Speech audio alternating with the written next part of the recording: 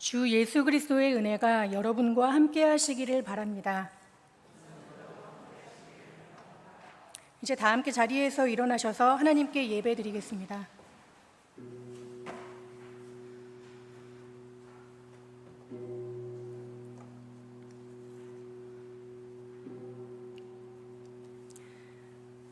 오직 너희는 택하신 족속이요 왕 같은 제사장들이요 거룩한 나라요 그의 소유된 백성이니 이는 너희를 어두운 데서 불러내어 그의 기이한 빛에 들어가게 하신 자의 아름다운 덕을 선전하게 하려 하심이라.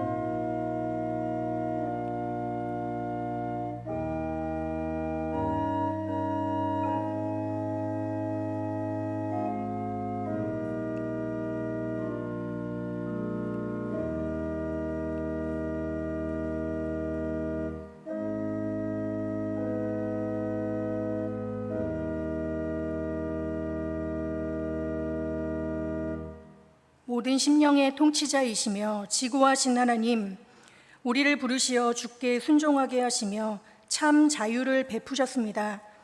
우리를 지키셔서 성자 예수님의 길을 능히 따를 수 있게 하소서.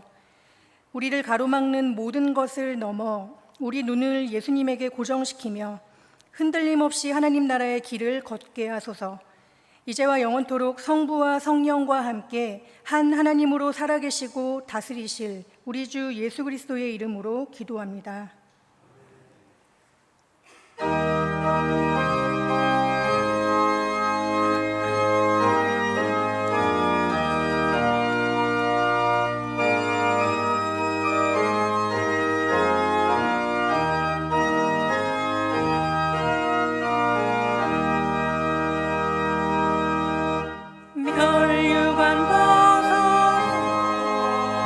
주 앞에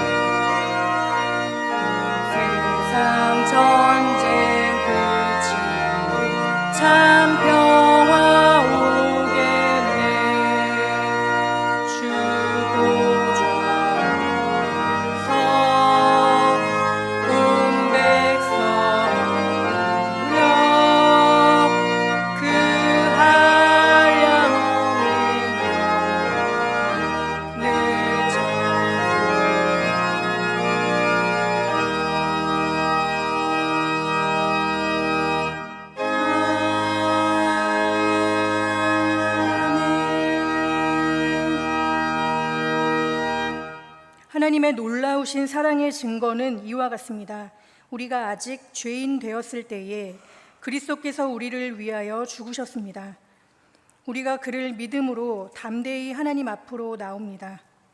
이 시간은 신앙과 참회로 하나님과 성도 앞에 우리의 죄와 연약함을 침묵으로 고백하겠습니다.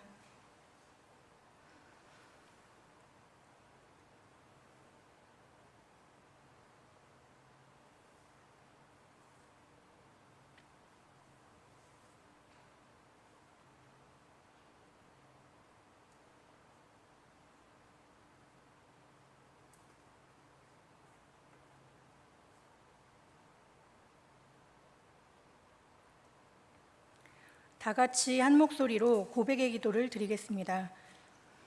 자비하신 하나님, 우리가 생각과 말과 행동을 통해 주님께 죄악을 범했음을 이 시간 고백합니다. 우리가 행동을 함으로써 그리고 행동하지 못함으로써 주님께 지은 모든 죄악을 고백합니다. 우리의 모든 마음과 뜻과 힘을 다하여 주님을 사랑하지 못하였습니다. 또한 우리의 이웃을 우리 몸과 같이 사랑하지도 못하였습니다. 주님의 자비하심으로 우리가 범한 모든 죄악을 용서해 주소서. 우리의 모습을 고칠 수 있도록 도우시며 우리가 참되게 변화될 수 있도록 지시하소서.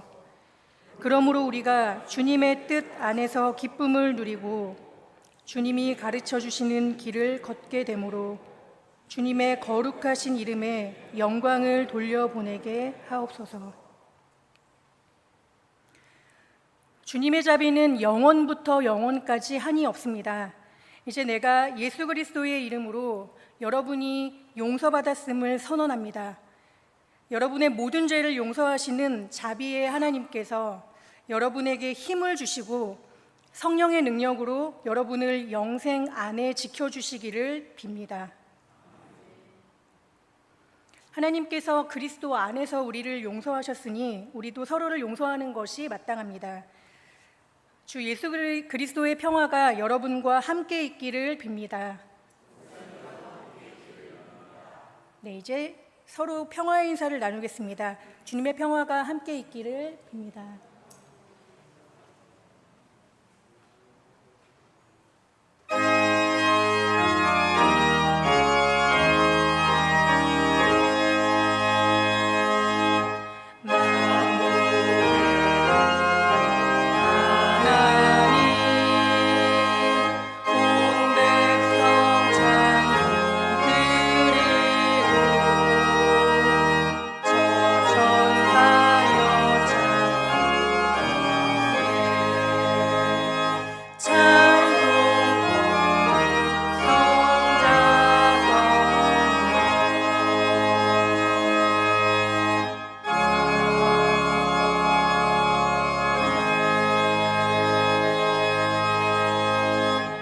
모두 자리에 앉으시겠습니다.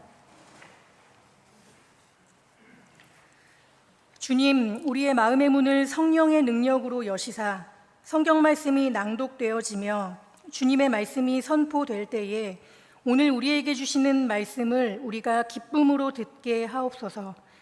예수님의 이름으로 기도합니다.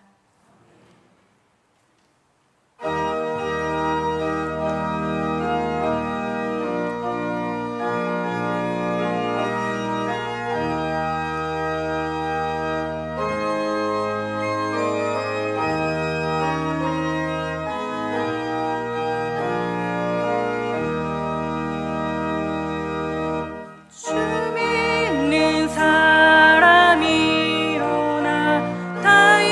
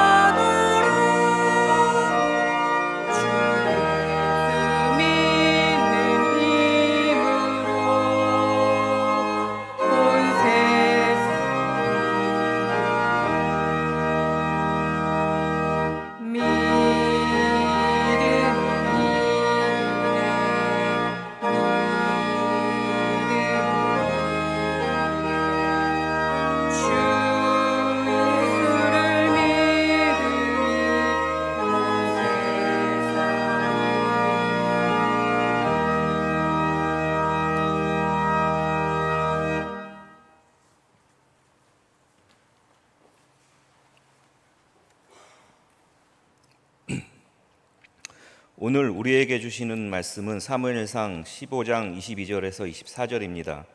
구약 성경 433쪽에 있습니다.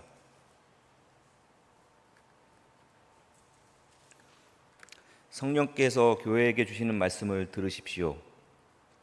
사무엘이 이르되 여호와께서 번제와 다른 제사를 그의 목소리를 청종하는 것을 좋아하신 같이 좋아하시겠나이까. 순종이 제사보다 낫고 듣는 것이 숫양의 기름보다 나으니 이는 거역하는 것은 점치는 재와 같고 완고한 것은 사신 우상에게 절하는 재와 같음이라. 왕이 여호와의 말씀을 버렸으므로 여호와께서도 왕을 버려 왕이 되지 못하게 하셨나이다 하니 사울이 사무엘에게 이르되 내가 범죄하였나이다. 내가 여호와의 명령과 당신의 말씀을 어긴 것은 내가 백성을 두려워하여 그들의 말을 청종하였음이니이다. 주님이 주시는 말씀입니다.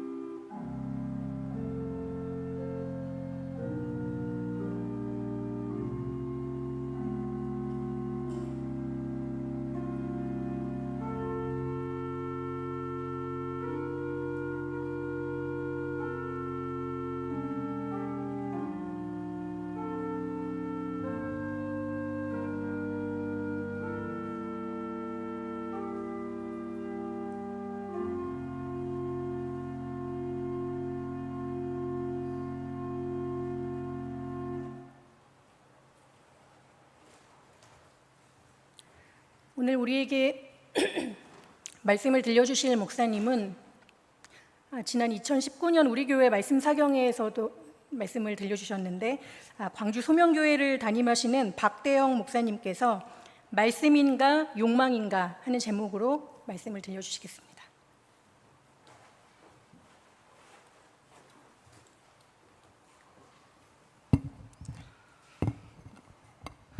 예, 반갑습니다. 4년 만인데 제가 7월 달에 안식월입니다. 근데 그걸 어떻게 알고 전화를 하셔가지고 제가 이렇게 안 간다고 이렇게 말할 수가 없어서 수락했는데 얼마나 큰 기쁨이고 영광으로 생각하고 있습니다. 오늘 말씀인가 욕망인가 이런 제목으로 또 안동교회 성도들과 하나님의 말씀을 같이 나누겠습니다. 우리 사람은 관계의 존재입니다. 그 관계를 잘 형성하고 유지하는 데 정말 필요한 것이 소통 아니겠습니까? 그럼 하나님 나라 백성의 삶의 방식과 사고방식을 결정하는 가장 중요한 요인은 당연히 살아계신 하나님과의 소통일 것입니다. 세상도 가만히 있지 않습니다.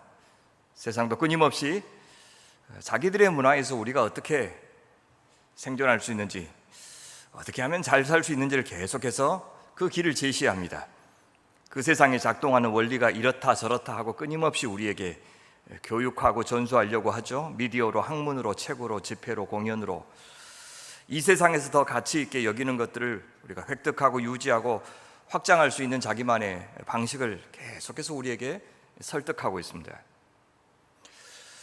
하나님께서도 마찬가지입니다. 하나님께서는 줄곧 당신이 누구이신지를 계시하셨고 당신의 나라에서 정말 소중한 것이 무엇인지를 알려주셨습니다. 하나님 나라의 가치, 윤리, 그 나라의 목표를 알려주셨습니다. 오늘 우리의 교회는 그 목소리를, 그 하나님의 목소리를 들려주어야 합니다.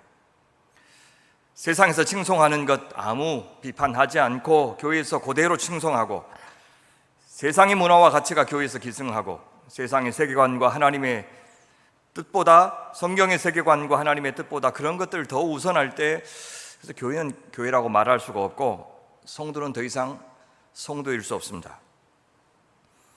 하나님의 사람들, 특히 하나님의 일꾼들은 그 목소리를 더욱더 잘 들어야 합니다. 그 목소리를 전하는 소리가 되지 않는다면 사람들은 때로 잘 속을 수도 있을지 모르겠지만 하나님은 그 지도자를 절대 하나님의 사람으로 인정하지 않으실 겁니다. 우리 성도들 앞에는 늘 선택의 기회가 있습니다. 그러나 세상과 하나님 나라를 둘 다 고를 수는 없습니다. 왜냐하면 이 세상은 하나님께 반역하고 시작했기 때문입니다. 이 세상의 주권자는 사탄이기 때문입니다. 그런데 하나님의 나라는 하나님만을 주인으로 모시는 나라입니다. 그분의 말씀이 서는 나라, 그분의 뜻이 서는 나라가 하나님 나라입니다. 그분의 이름이 높임을 받는 나라고 그분의 영광만을 드러내는 나라입니다. 그분의 사랑으로 유지되고 그분의 능력으로 보호받고 그분의 자비로 존속되는 나라가 하나님의 나라이고 그분의 부요하심으로만 배부르자고 하는 나라가 하나님 나라입니다.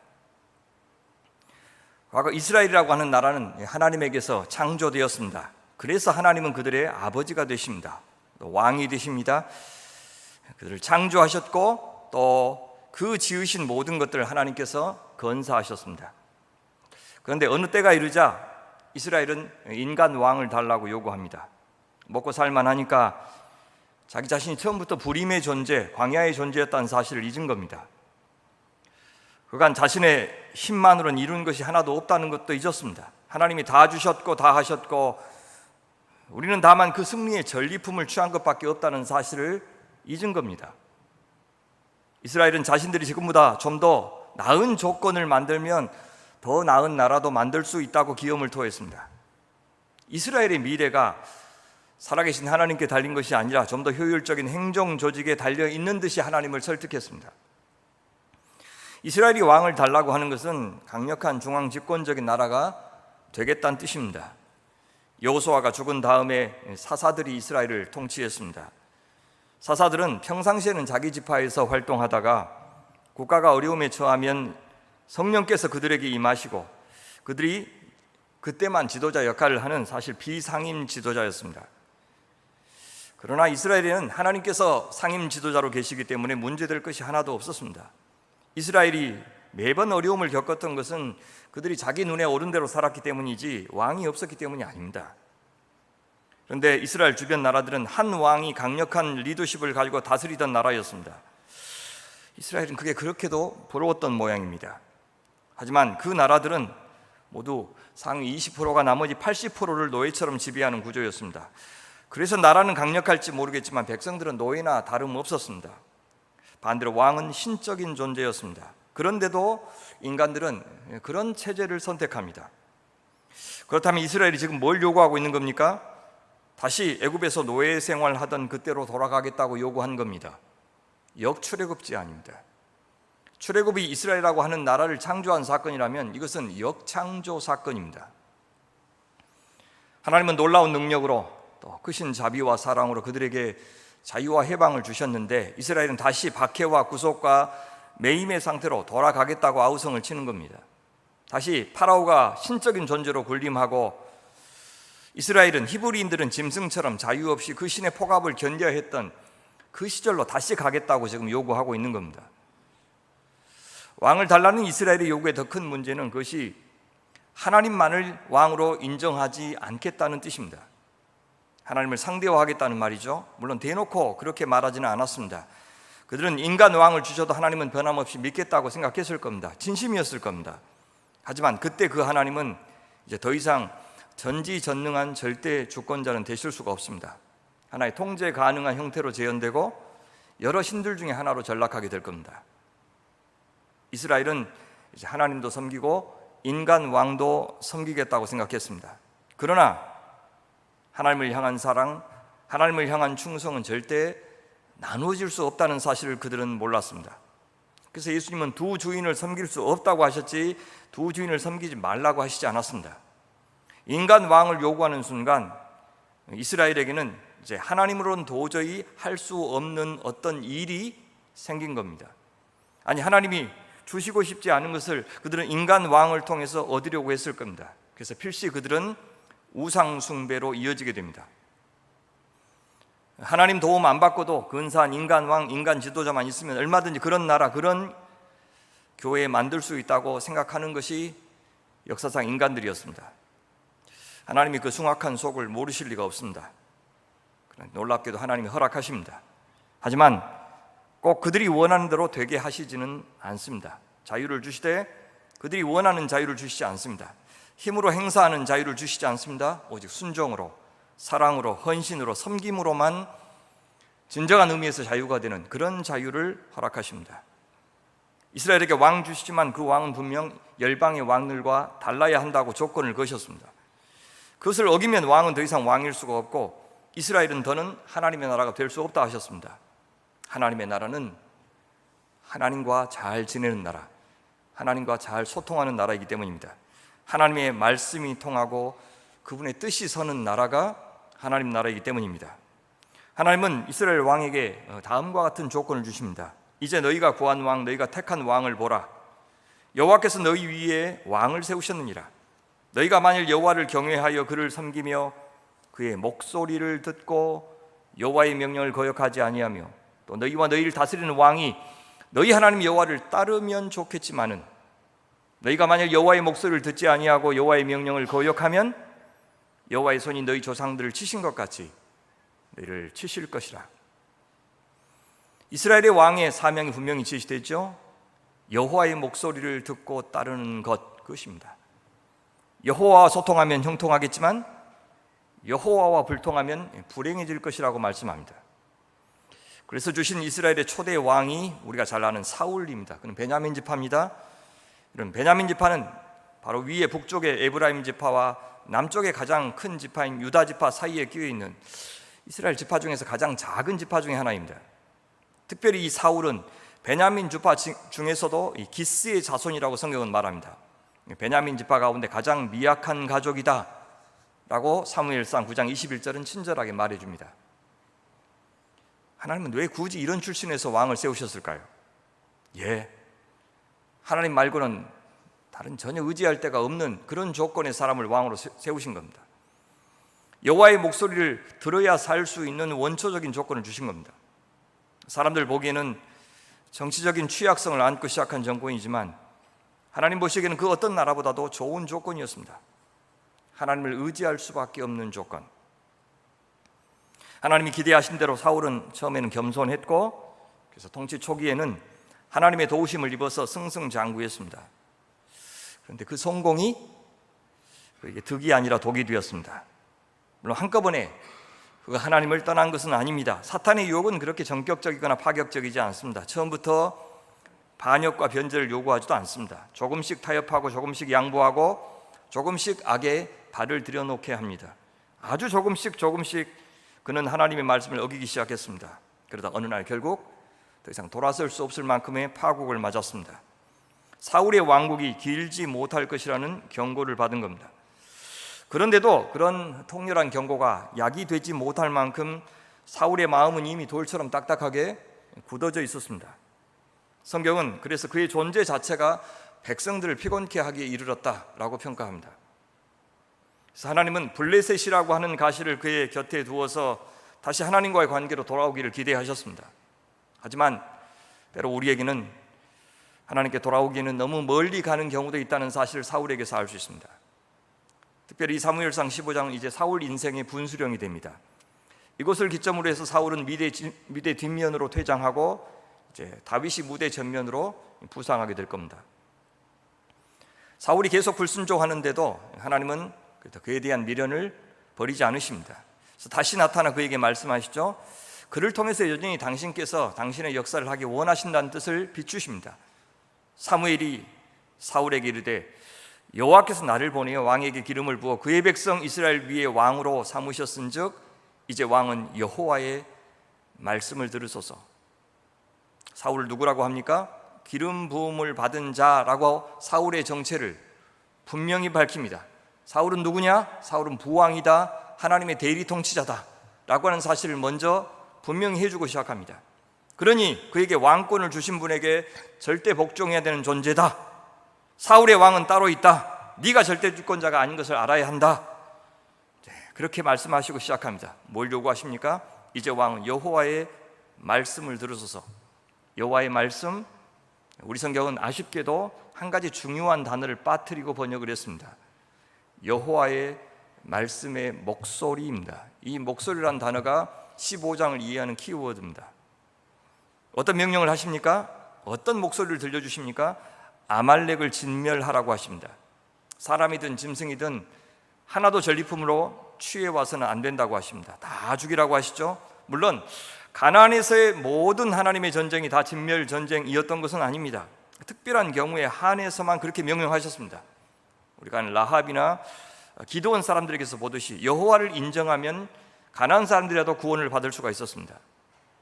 대개 주변 나라들은 안 그랬어요. 그들이 전쟁하는 이유는 전리품 때문이었습니다.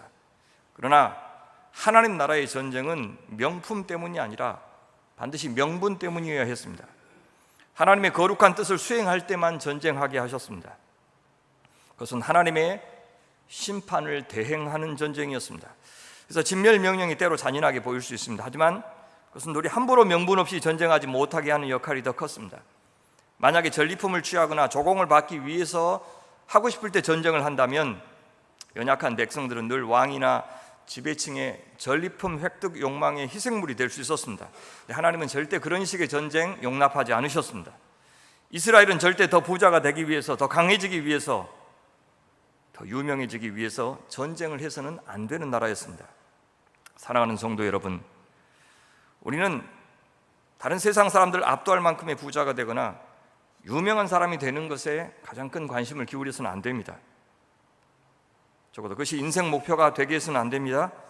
그런 것으로 하나님이 영광 받으실 것이라고 하는 생각을 할 필요가 없습니다. 하나님은 그런 것에는 아예 관심이 없으시기 때문입니다. 우리가 거들지 않아도 그분은 충분히 이미 부자이시고 유명하시고 가장 강하시고 모든 것의 주인이 되시기 때문입니다. 우리가 굳이 그것을 증명해 드릴 필요가 없습니다. 대신 하나님은 우리가 그런 일로 전쟁 같은 삶을 살기를 바라지 않으십니다. 명품을 얻기 위해서 살기를 바라지 않으십니다. 명분을 위해서, 대의를 위해서, 하나님의 뜻을 위해서 살기를 바라십니다. 아말렉은 이스라엘이 출애굽한 다음에 그들의 후미를 맨 처음 공격한 족속입니다. 출애굽의 하나님, 온 땅에 당신만이 유일한 참신임을 증명하셨던 그 하나님을 그 사건 직후에 맨 처음 거부하였기에, 부정하였기에 그들을 향한 진멸 명령은 아주 상징성이 강했습니다. 지금 이 아말렉과의 전쟁은 하나님의 말씀에 순종하느냐 그렇지 않느냐의 전쟁이었습니다. 그래서 사실 사울이 이 아말렉과 전쟁하기 전에 진짜 먼저 싸워야 하는 대상이 있었습니다. 누굽니까? 바로 사울 자신 안에 있는 아말렉입니다.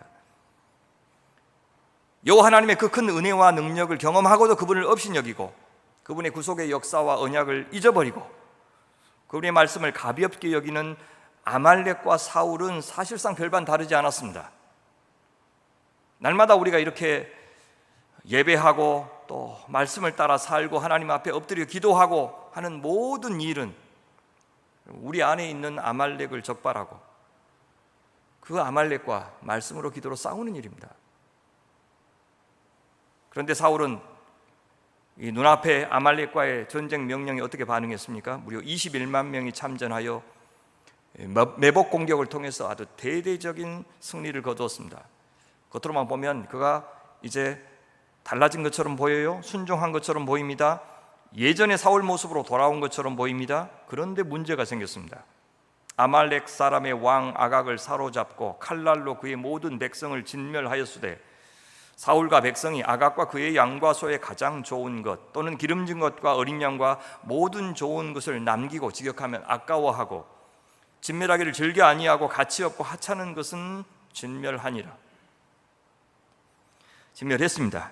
그런데 가치 없고 하찮은 백성들과 짐승들만 진멸했습니다. 왕 아각을 사로잡아 왔습니다. 좋은 양과 좋은 소와 기름진 것을 전리품으로 가져왔습니다. 거룩한 전쟁에서 진멸은 희생 제사의 의미가 있습니다. 그렇다면 사울은 가치 없고 천한 것들로만 하나님께 제물을 바친 겁니다. 성경은 그것이 사울과 백성이 한 마음 되어 한 것이라고 고발합니다. 백성들 역시 하나님의 뜻을 어긴 겁니다. 안타깝게도 사울은 하나님과 생각을 맞춘 것이 아니라 백성과 생각을 맞추었습니다.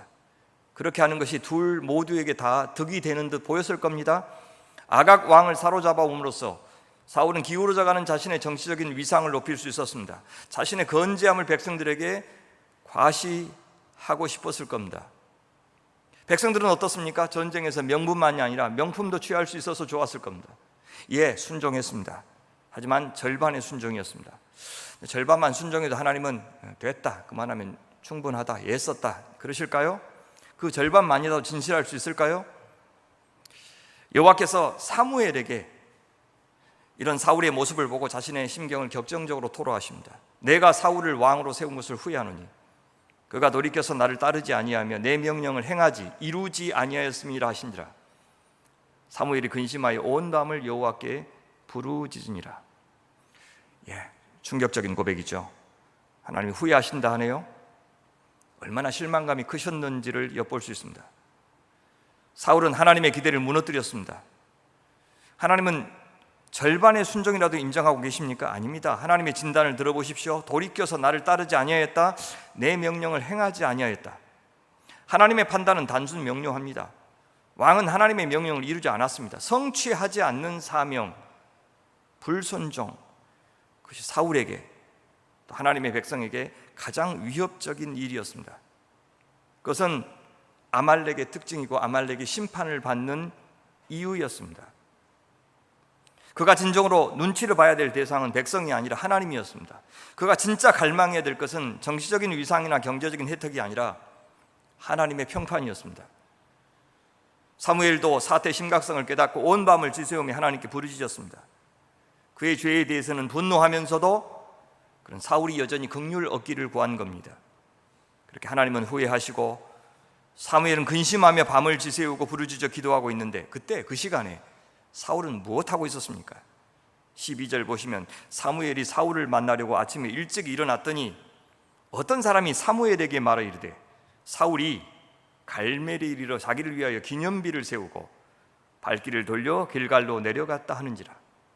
사울은 그 시간에 기념비 만들고 있었습니다. 이는 사울이 이 전쟁을 수행한 근본 목적이 무엇이었는지를 알게 해주는 행동입니다. 그는 이 전쟁이 여호와의 전쟁이었다는 생각이 없었던 겁니다. 21만 대군의 승리요 자신의 탁월한 작전 수행 능력의 결과라고만 생각했습니다. 기념비에 새겨야 할 것은 그래서 하나님의 이름이 아니라 사울 자신이라고 여겼습니다. 그런데 이 기념비라는 단어 히브리어는 손이라는 단어와 같습니다. 사울은 하나님의 손이 아니라 자기의 손으로 이스라엘을 구원했다고 생각한 겁니다. 하지만 이런 사울의 손, 사울의 기념비는 하나님의 심판의 손을 불러오는 악행이라는 것을 그는 알아야 했습니다. 그가 만약 하나님의 사람이었다면 이 전쟁이 진짜 하나님의 전쟁이라고 생각했다면 승리를 거둔 후에 맨 먼저 사무엘을 찾아갔을 겁니다. 그리고 그와 함께 하나님께 감사의 제사를 드렸을 겁니다. 통탄스럽게도 그가 한 첫 번째 행동 그것이 아니었습니다. 여러분, 말씀 앞에 나아가기 싫은 사람, 기도하기 싫은 사람, 예배의 자리를 멀리하는 사람, 영적 지도자와의 교제가 자연스럽지 못한 사람, 그것은 내가 하나님과 만나기 어려울 만큼 삶이 투명하고 거룩하지 못하다는 증거입니다. 사실 그럴수록에 더 가까이 겸손하고 통회하는 마음으로 나아가야 되는데 그럴수록에 더 감히 나아갈 수 없는 것이 참으로 아이러니한 일 아닙니까? 근데요, 사울은 강심장이었습니다. 철저하게 자기 자신부터 속이고 설득할 줄 아는 사람이었어요. 사무엘을 보고 마음을 감춥니다. 당신은 여호와께 복을 받으소서. 내가 여호와의 명령을 행하였나이다.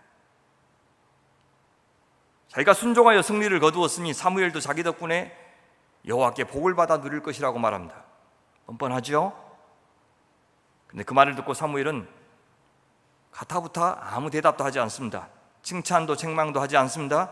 그 대신 사울이 가장 좋아하는 소리지만 동시에 다른 사람에게는 일체 감추고 싶었던 소리, 자기 혼자만 독점하고 싶었던 소리, 스스로는 꺼내놓고 싶지 않았던 소리를 환기시켜 줍니다. 사무엘이 이르되 그러면 내 귀에 들려오는 이 양의 소리와 내게 들리는 소의 소리는 어찌 됨이니까? 소리 1절에 나왔던 목소리라는 단어입니다. 하나님의 말씀의 목소리를 들어야 될 사울은 그 목소리보다 양의 목소리와 소의 목소리를 좋아했습니다. 그것은 사울 속에 은밀하게 감추어진 욕망의 목소리입니다. 돈의 목소리, 명예의 목소리, 자존심의 목소리, 권력의 목소리, 그 소리 듣느라고 사울도 우리도 하나님의 목소리 제대로 못 듣는 겁니다. 아니, 듣기는 들어도 절반만 듣습니다. 들었는데도 못 들은 채 합니다. 절반의 순종으로 불순종을 가리려고 합니다. 사울, 그는 듣고 싶을 때만 들었고 듣고 싶은 것만 들었고 듣고 싶은 대로만 들었습니다. 보고 싶은 것만 보았고 하고 싶은 일만 했습니다. 사울에게 하나님의 말씀이 절대적인 것이 아니었다는 뜻입니다. 따져보고 계산해보고 이익이 된다 싶으면 취사 선택할 수 있는 여러 가지 옵션 가운데 하나였을 뿐입니다. 하나님은 그에게 명령할 수 있는 사울 인생의 주인이 아니라 사울 개인의 친절한 컨설턴트 정도였습니다. 받아들여도 되고 거절해도 되는 것이 컨설턴트의 조언 아니겠습니까? 그러나 사랑하는 여러분, 하나님은 우리에게 컨설팅 따위를 하시는 분에 그쳐서는 안 됩니다. 하나님을 컨설턴트 정도로 모시겠다고 한다면 여러분은 그분을 그날에 뵐 생각하지 말아야 될 것입니다. 하나님은 우리가 대충 청해도 상시 대기하시는 심부름센터 직원이 결코 아니십니다. 그렇다면 우리에게 양의 소리, 소의 소리는 무엇이었습니까? 사울에게는 블레셋보다 그 소리를 지적해주는, 하나님이 승인하시지 않는 내 욕망을 폭로하는 이 사무엘이 더 가시같은 존재였을 겁니다. 자, 이 정도로 하나님의 말씀을 통해서 정면으로 우리의 잘못을 지적받았으면 부끄러워지죠. 사울은 어떻게 반응합니까? 사울이 이르되 그것은 무리가 아말렉 사람에게서 끌어온 것인데 백성이 당신의 하나님 여호와께 제사하려 하여 양들과 소들 중에서 가장 좋은 것을 남기며 그 외의 것은 우리가 진멸하였나이다. 멋진 변명입니다. 진짜 그럴듯하기도 합니다. 내가 아니라 백성이 하자고 했어요. 나를 위함이 아니라 당신의 하나님을 위한 일입니다. 내 정치적인 위상을 높이기 위함이 아니라 제사하기 위함입니다. 그 증거가 있습니다. 가장 좋은 것을 내가 남겼지 않습니까? 난 그렇게까지 나쁜 사람은 아닙니다. 나머지는 다 진멸했지 않습니까? 예, 우리가 즐겨 쓰는 자기 합리화의 방법이 고스란히 들어있습니다. 나만 그러냐? 나만 좋자고 그러냐? 나보다 더한 놈도 있다. 한 잔만 더 마시면 죽는데도 알코올 중독자가 그 한 잔을 마셔야 되는 이유가 2,000가지가 넘습니다. 우리 인간은 아무리 나쁜 짓을 하고도 얼마든지 내 죄를 죄 아닌 것으로 만들 수 있고, 그렇게 나쁜 사람이 되지 않게 할 수 있는 비상한 능력을 가진 존재들입니다. 주님을 당장 따라오지 않아도 되는 이유를 만드는데 탁월한 능력을 가진 사람들입니다. 돈만 있으면 법이 복종하게 할 수 있고, 권력만 있으면 정의 역사 뒤틀 수 있습니다. 사회적인 통념이 기준이 되고, 문화가 기준이 되고, 사람들의 인정이 기준이 되면 다 이해하고 다 넘어갈 수 있습니다. 탐욕은 야망이란 이름으로 정당화할 수 있고, 정직하지 못한 거래는 사업 소환이라고 부르면서 정당화할 수 있습니다. 아내를 버리는 음행을 참사랑을 찾아 떠나는 것이라고 말할 수도 있고, 직장에서 그리스도인 티를 절대 내지 않으면서도 그것을 배려라고 말할 수 있고, 예수만이 구원의 길이라고 말하지 않으면서도 그것을 관대함이라고 말할 수 있습니다.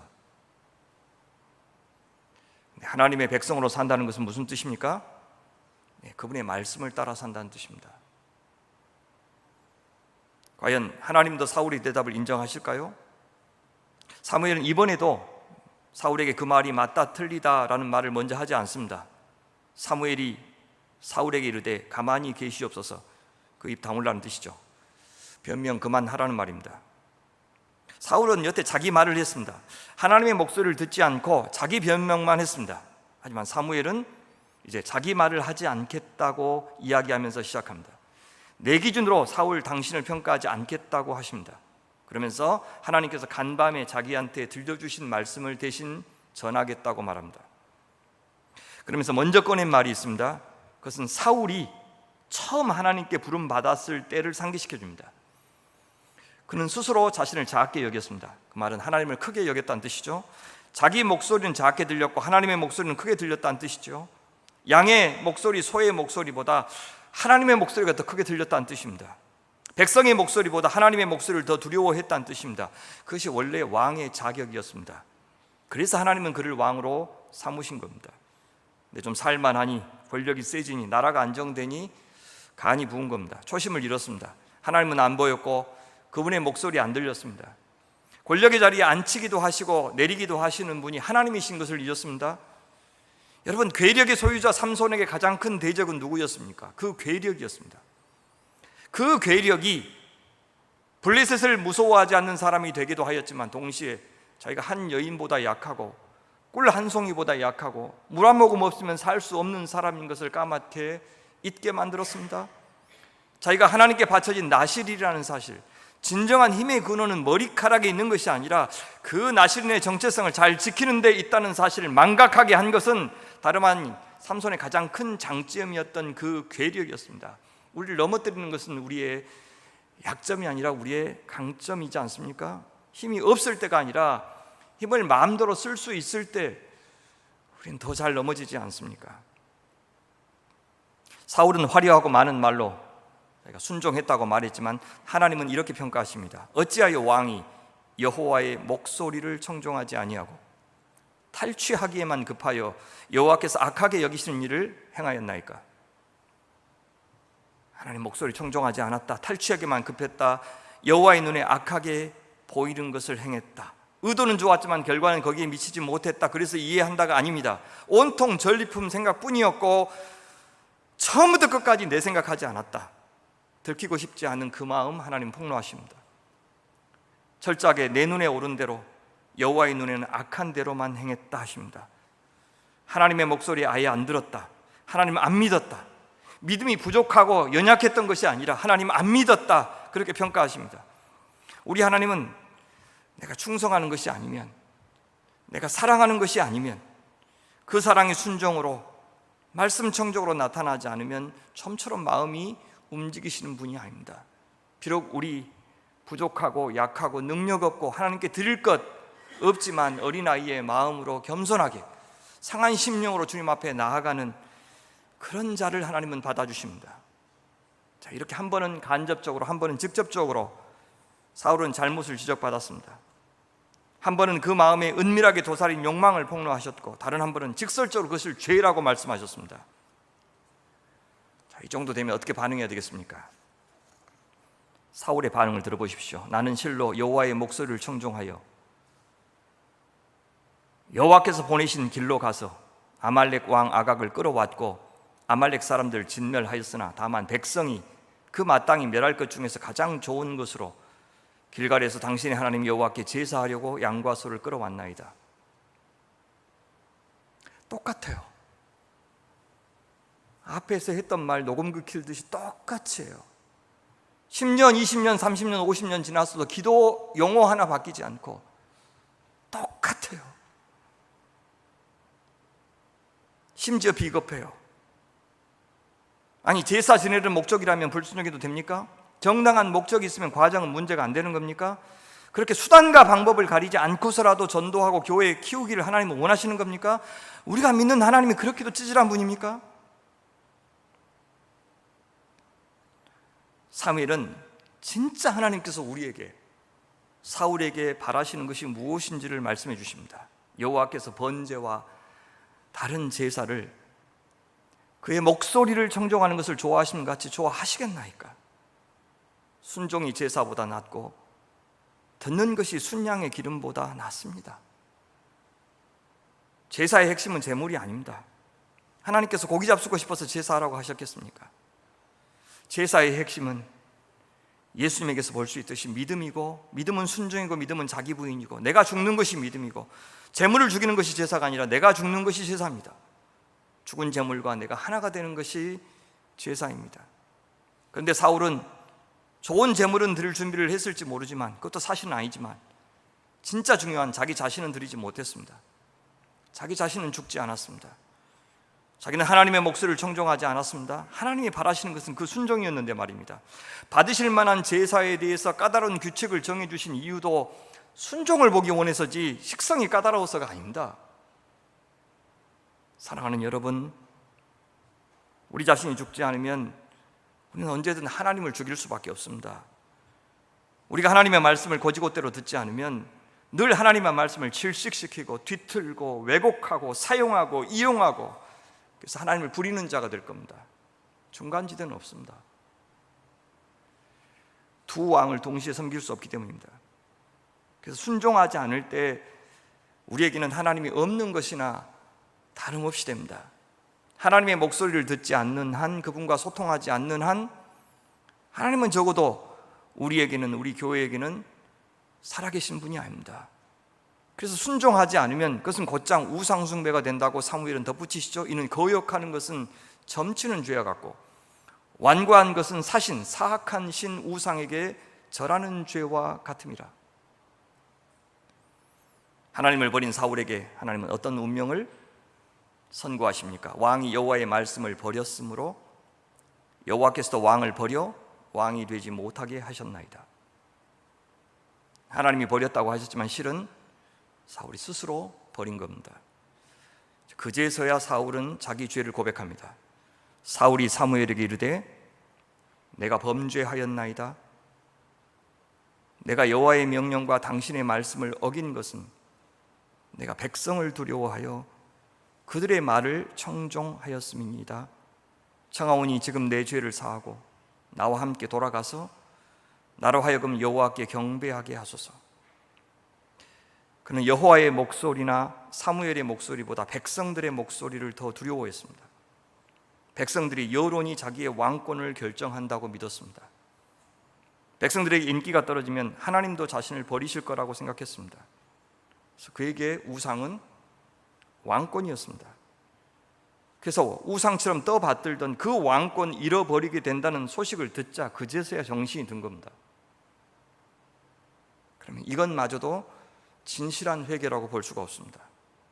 가장 두려워한 것은 하나님을 잃어버리는 것이 아니라 왕권을 잃어버리는 것이었기 때문입니다. 이제 말씀을 맺으면서 이 말씀으로 우리 자신과 교회를 한번 돌아봤으면 좋겠습니다. 우리 교회는 어떤 목소리가 가장 크게 들립니까?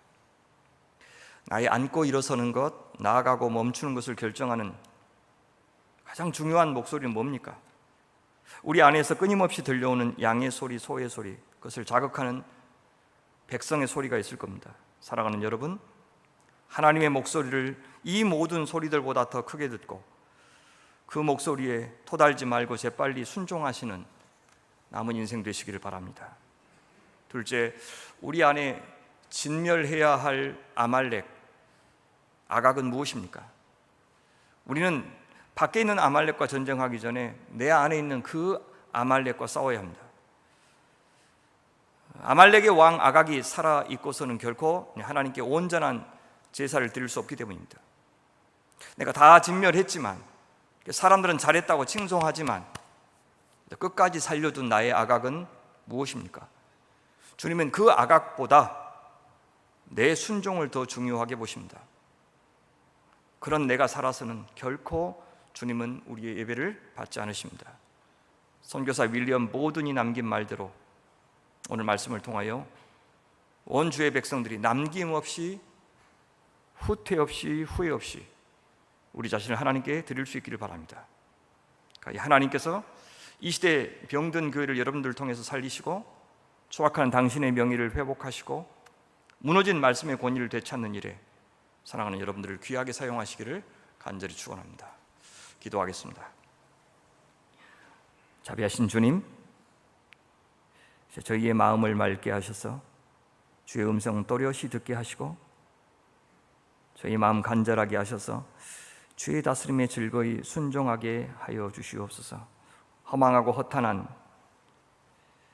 그런 물질과 힘에 굴복하지 않고 주께서 주신 이 영광스러운 자유를 주의 나라, 주의 영광, 주의 교회 위하여 사용하다가 기쁘게 영광스럽게 주님의 영접을 받는 인생이 되게 하여 주시옵소서. 감사하며 우리 구주 예수님의 이름으로 기도하옵나이다. 아멘.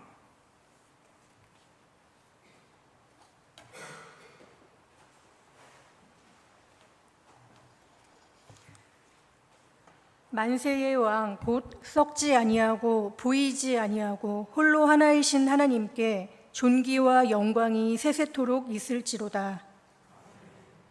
나는 전능하신 아버지 하나님, 천지의 창조주를 믿습니다.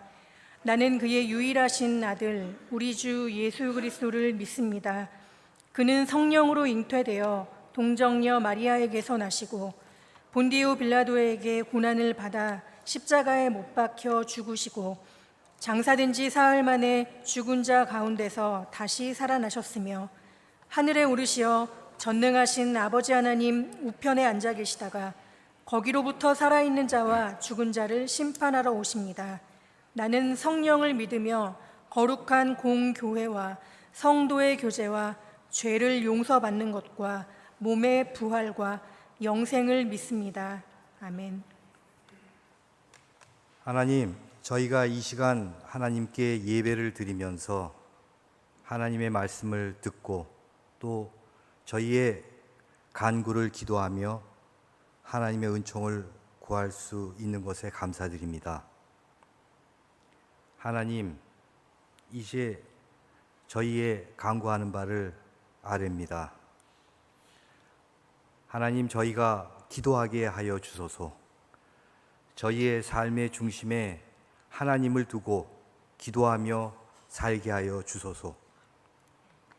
하나님, 저희가 하나님을 믿기만 하면 얻는 그런 값싼 은혜가 아니라 하나님의 부름을 따라 살며 얻는 값진 은혜를 구하게 하여 주소서. 그래서 하나님께서 이 땅에 이루시고자 하는 뜻이 이루어지도록 하나님의 도구요 동역자로 살게 하여 주소서. 하나님, 저희가 하나님의 창조 질서의 지킴이로 살게 하여 주소서.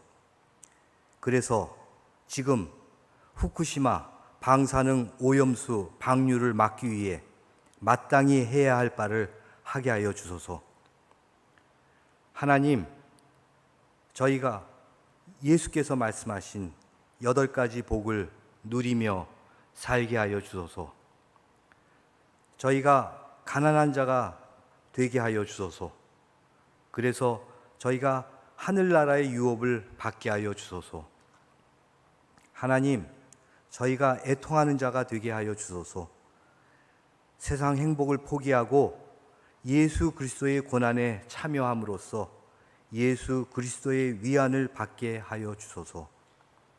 하나님, 저희가 온유한 자가 되게 하여 주소서. 하나님께 온순하게 길들여져서 하나님을 전적으로 의지하며 살게 하여 주소서. 하나님, 저희가 의에 줄이고 목마른 자가 되게 하여 주소서. 하나님의 의가 이 땅에 이루어지기를 늘 갈급한 마음으로 기다리며 살아가게 하여 주소서.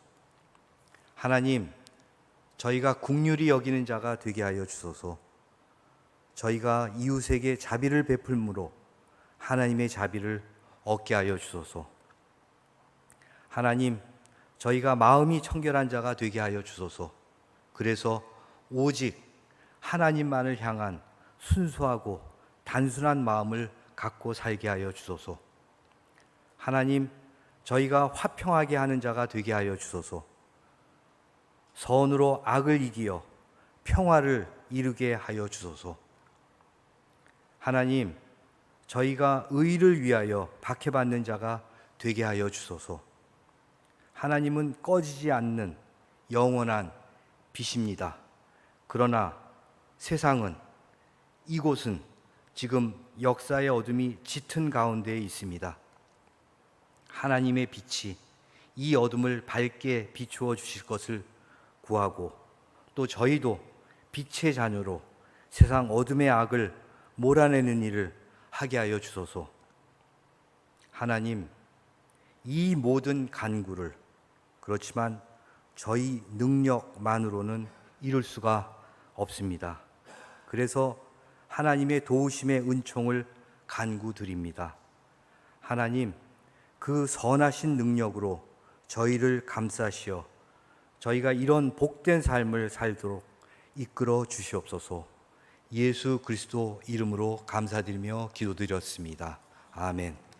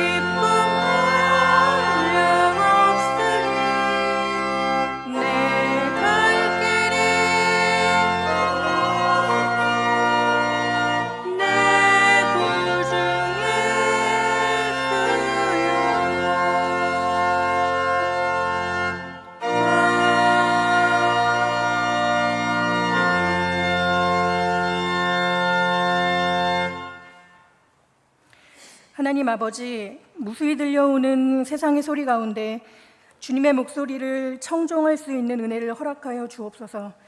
교회를 통해 선포된 복음이 성도들의 순종과 책임으로 이어져 인내하며 걸어간 삶의 자리마다 하나님의 구원의 역사가 온전히 나타나도록 인도하여 주옵소서. 주님, 이 시간 주님의 말씀을 따라 우리의 기념비를 세우는 것이 아니라 내가 가진 것을 이웃과 나눕니다. 믿음의 고백이 담긴 이 헌금이 주님께 올려드리는 감사의 예물이 되게 하시고 곤고한 이웃들을 찾아가 그들을 위로하고 일으키는 생명의 양식이 되게 하옵소서. 예수님의 이름으로 기도합니다.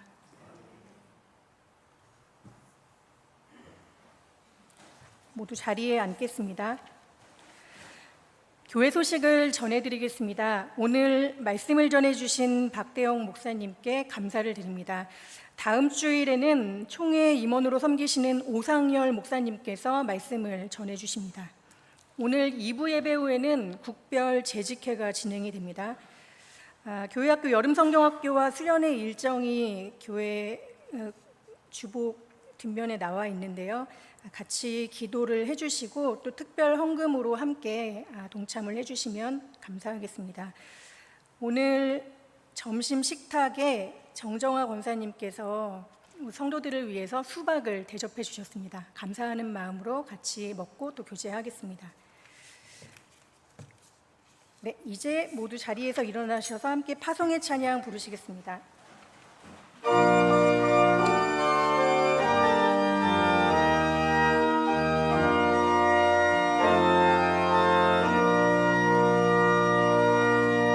주님의 평화가 우리의 만남 속에 넘치게 하소서. 넘치게 하소서. 평화의 주여, 평화의 주여, 주님의 나라가 오는데 새롭게 하소서. 주님의 사랑이 우리의 만남 속에 넘치게 하소서. 넘치게 하소서.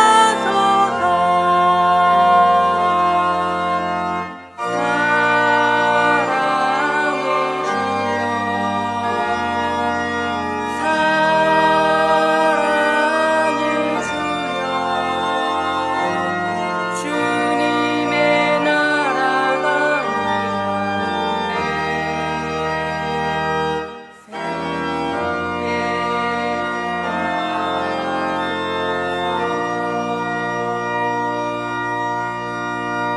위탁의 말씀을 드립니다.